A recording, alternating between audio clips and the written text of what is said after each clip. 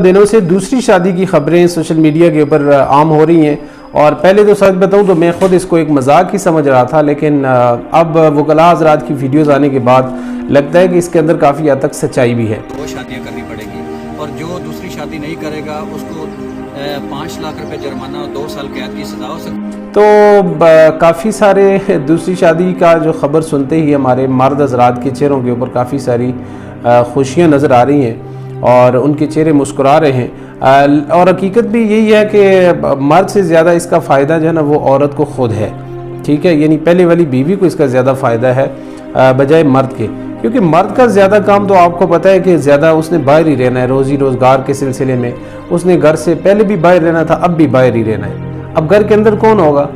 घर के अंदर बीवियाँ होंगी, 2 बीवियाँ होंगी।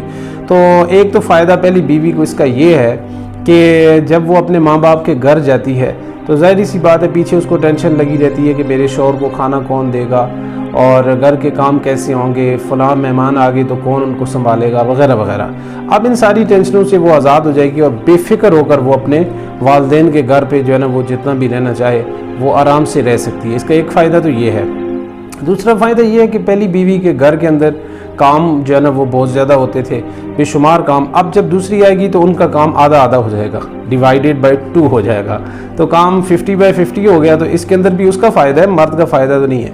तीसरा ये है कि एक ये है कि औरत को हमेशा ये फ़िक्र लगी रहती है कि जी मेरा शौहर किसी को देख ना ले, इसको कोई लड़की पसंद ना आ जाए वगैरह वगैरह। ये हर जो है ना वो औरत की एक फ़ितरत होती है। तो अब उसको इस टेंशन से भी आज़ादी मिल जाएगी कि जब दूसरी शादी उसने कर ली है तो अब जब वो 2 शादियों का अजाब झेलने के बाद वो इस काबिल नहीं रहेगा कि वो किसी तीसरी की तरफ जाए, तो उस औरत के लिए ये टेंशन से भी वो आज़ाद हो जाएगी, क्योंकि इस टेंशन के अंदर ना वो नमाज रोज़ा और ना वो कोई और काम कर सकती है, वो इसी टेंशन के अंदर ज़िंदगी गुजार देती है। तो अब आप कामिल यकसुई के साथ आप ये काम भी कर सकती हैं और उसको कोई टेंशन नहीं होगी कि उसका जो खामिद है वो किसी और की तरफ देखेगा।